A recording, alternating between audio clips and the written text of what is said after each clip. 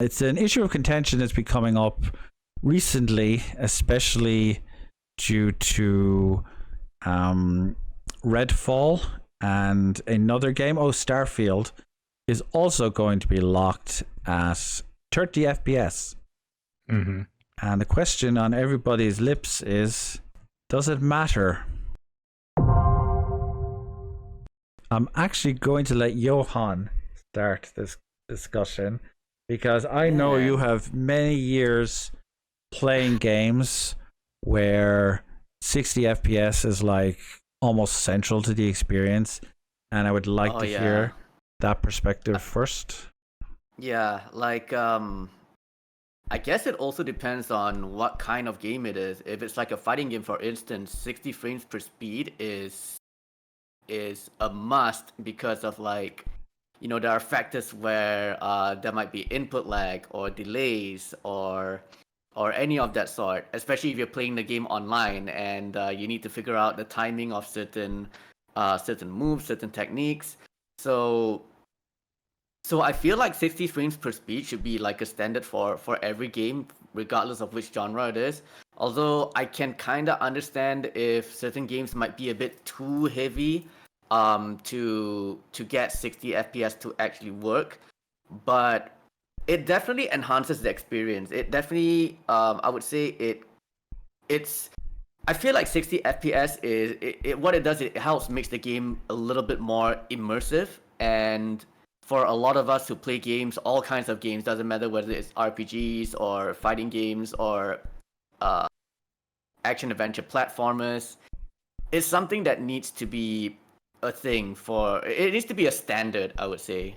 I don't know how 30 FPS would work in most cases. I mean, maybe to some games that cover certain genres, 30 FPS might be, not to say ideal, but more than enough. But I do think that 60 FPS should be like the standard for all games, no matter what. From my understanding, when they announced like the PS5 and stuff, by the way, the game here is Arkham Knight, and the reason I'm showing this is because back when it came out, there was a massive controversy because the game only played in 30 FPS on PC and needed like months of work before it actually like was up to par with what PC gamers pretty much expected on their hardware. And this trailer is nearly 9 years ago now. That game's been out like, 6 years now? It's been a while anyway. Mm-hmm. But a big thing about the release of the PS5 and the new hardware was meant to be like, 60 FPS is going to be the standard. And we're even going to get games with 120 FPS. Right, like, yeah. Oh, yeah. bleed your eyeballs with the speed if you have a expensive enough television. And now we've just gone back to like, oh no, we're just going to do 30 because the graphics will be prettier. And there are games like Sea of Stars, for instance, where like there's only a certain amount of animations frames between the animations anyway. It's not 60 there isn't 60 movement frames. So in something like a turn-based RPG, it's fine because it's not going to impact the experience. You're not timing your abilities and stuff. But you take a single frame away from me in Street Fighter, and I will wring your neck. I will like. I will fit. To me, that's painful. And all the games I'm showing here are games that I believe benefit from 60 FPS. But I know you have a stance on this, Tom. So I'd like to hear yours. For me personally, I mean, if I'm playing, I don't play a lot of fighting games, but I do play a lot of first-person shooters online and things like that. And you absolutely need all the information you can get. 60 FPS is definitely important to me there. But if I'm playing like a third-person action adventure game, if I'm like God of War, I'm the weirdo that actually puts it in quality mode instead of performance mode. I don't mind 30 FPS if I can get extra detail and better lighting, shadows, and things like that. So it's not a deal breaker for me if a game like Starfield, for example, is playing in 30 FPS. Although there are segments of that game that are like a shooter, and I've seen parts of the clips where you can choose to be either third person or first person. So in those segments, maybe it is important to be in 60 FPS. But to me, it's a red flag when they say it's locked at 30 FPS because that means it's not optimized. And in the case of Starfield, it's not optimized for the flagship hardware, for the Xbox brand. And that just kind of concerns me a little bit. It's not a good look right now. To have both of them limited. Like, I'm surprised at least the X couldn't pull it off. Right. And they're saying, oh, it's because that's the vision that they want, and that's what they want to go for, the high fidelity. I'm going to be completely honest. I don't believe them. No. Usually like I understand the complexity of video game development. What I think the problem is it's, first of all, it's a Bethesda game, so it's jank as fuck. It just is. It's going to be jank. Whether it's great or not, it's going to be janky. And it's probably able to hit like 45 or 50 in some places. But I believe, however, I believe they're not able to hit a stable 60. So they're saying, oh, we're just going to target 30 instead. And maybe it is their creative vision. I don't know. But if it isn't, I just wish they would just come out and say, we can't hit 60, guys. We've tried, but this game is really complex, and 30 is the best for the experience. Even if Bethesda is, conflicted or it's not a priority for them, somebody at Microsoft is definitely like 60 frames per second on the Series X was a priority for somebody in the development of this game, and somewhere along the way, that priority was pushed down. So what was going on in the development that made that not a priority? That's the sort of thing that concerns me. Now, personally, if I have to play it at 30 frames per second, I'm still going to play it. I'm still super excited about it. It's not a big deal to me, but I do see it as a red flag and just wonder, well, what else were they not able to get to work?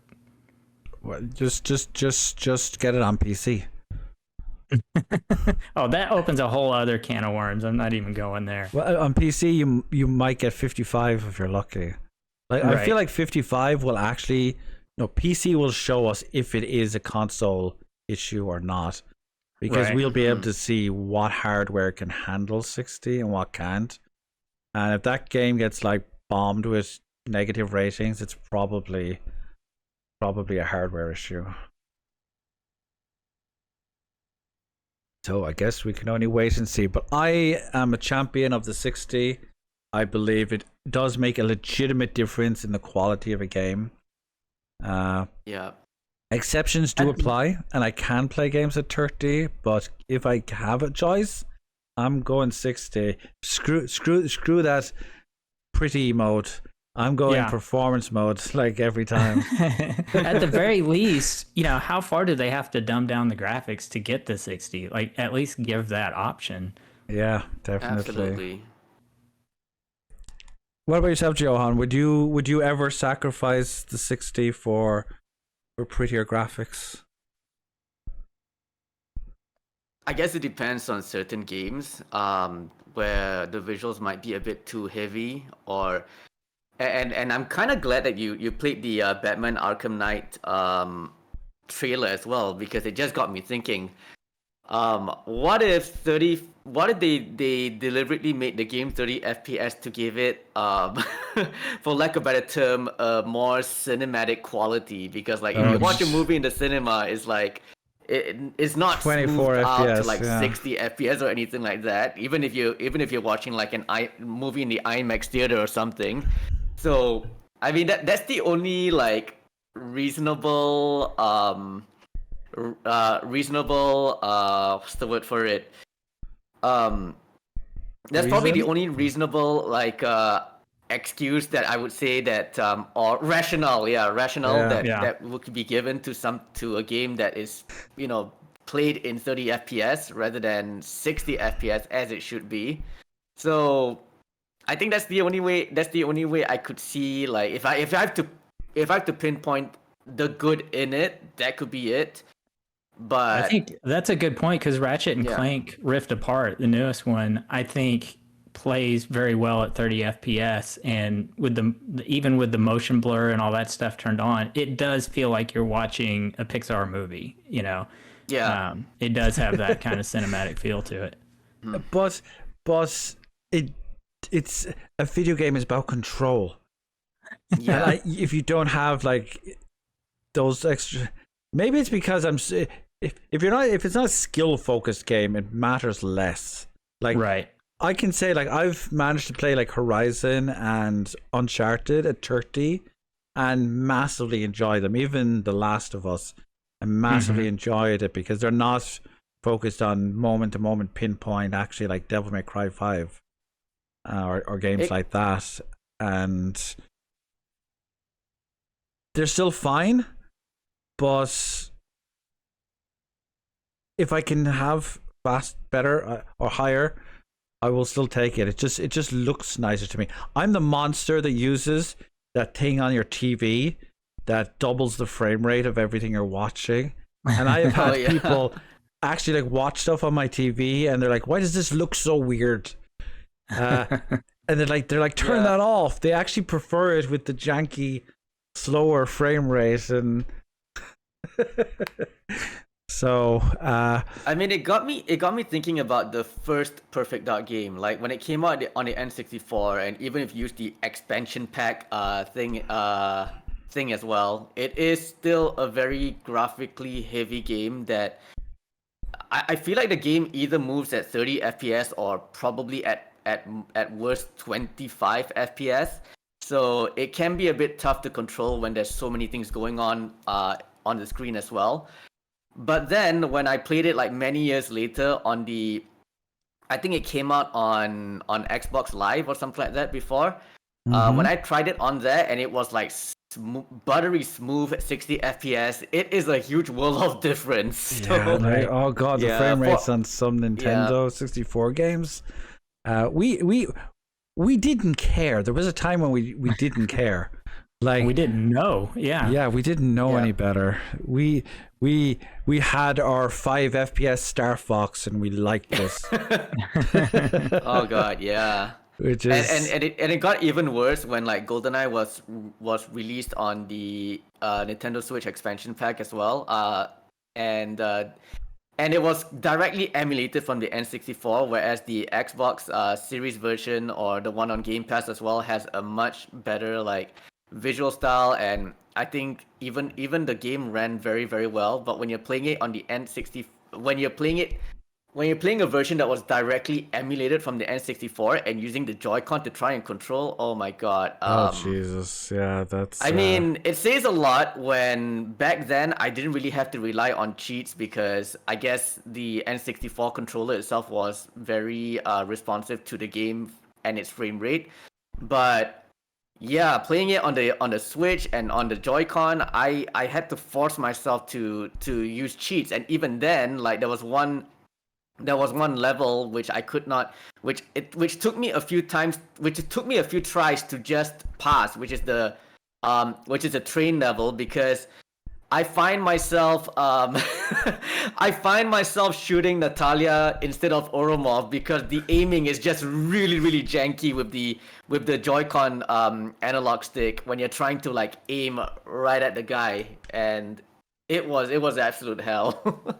Yeah. So yeah, I just wish the game was like either remake the game similarly to what Xbox owners and Game Pass owners got, or that would never happen because that would require Nintendo to actually budget for anything. Real quick, I've got one question for you on the whole FPS thing. So on a modern game, what's more important to you, the resolution or the frame rate? Like, would you rather have 60 frames per second at 1080p or 4K at 30 frames per second? I don't know, maybe because I've also played games on the PS3 as well, but I'm totally fine if a game runs at 60 FPS but only at 720p. So Right, yeah. I'm totally fine if I have to, if I have to play games that are at 60 FPS but 1080p HD, because it's gotten to a point where I'm already used to seeing games at 1080p that even if a game looks great on 4K, it doesn't really make a huge world of difference. And that's totally fine. I mean, I still watch videos on YouTube at 1080p, maybe Right. because my monitor doesn't run 4K, but I'm pretty satisfied. I'm pretty happy with it. So frame yeah. rate's more important to you than resolution. Yeah, totally. Yeah. Oh, for me, 100%. I will gladly play something at 720 if it gives me the extra frames, or just stick a 3060 graphics card into your PC and never have to worry about it. Turn on. There's a great feature in modern graphics cards. If you can afford a 30 range graphics card, it's called DLSS, and it basically I don't even know how it works, but it basically takes it lowers the resolution of the game, outputs it at that resolution, then upscales it using AI learning to fill in the blanks of like the pixels, so it still looks like it's like whatever resolution you set it at. So it could be outputting at 1080p, but you're seeing it in 4K and it's filling in the blanks basically. And Right. it's super convincing. Like, I've managed to get 60 FPS on multiple games, Hogwarts Legacy, just lots of stuff, Midnight Suns, just by putting on this mode, and it's just. So why and don't companies you get do to that? keep Why the do- frames and the quality. What's that? Yeah, I wonder why that's not an option where you can prioritize. Apparently they frame will rate be over- adding it. Apparently, like, it's a graphics card thing. It requires coding and shit. But apparently, from what I heard, AMD are working to. It's either AMD or Nvidia, I don't remember specifically, are working to add that to the consoles soon. So you may actually get a nice big boost in frame rate going forward if you're lucky, depending on the game. And it might even improve performance in games like Star Wars, new one. Yeah, Jedi Survivor. Yeah, which seems to be a phenomenal game otherwise. Yeah. I So really enjoyed it. That was another one that, I mean, I just put it in quality mode and settled on 30 frames per second, and it ran fine at that point. There was a little bit of stuttering, but not much. That would break my heart. So I'm like, if I would blame the frame rate for missing half the attacks, and not just because I suck.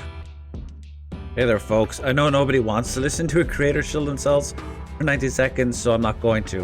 If you enjoyed this, we do the show live every Sunday on Twitch at 6 p.m. BST. Feel free to pop over TNEQL. And if you would like to support us in making the channel bigger and helping it grow, you can also check us out on Patreon, also at TNEQL. Take care of yourselves. Stay beautiful.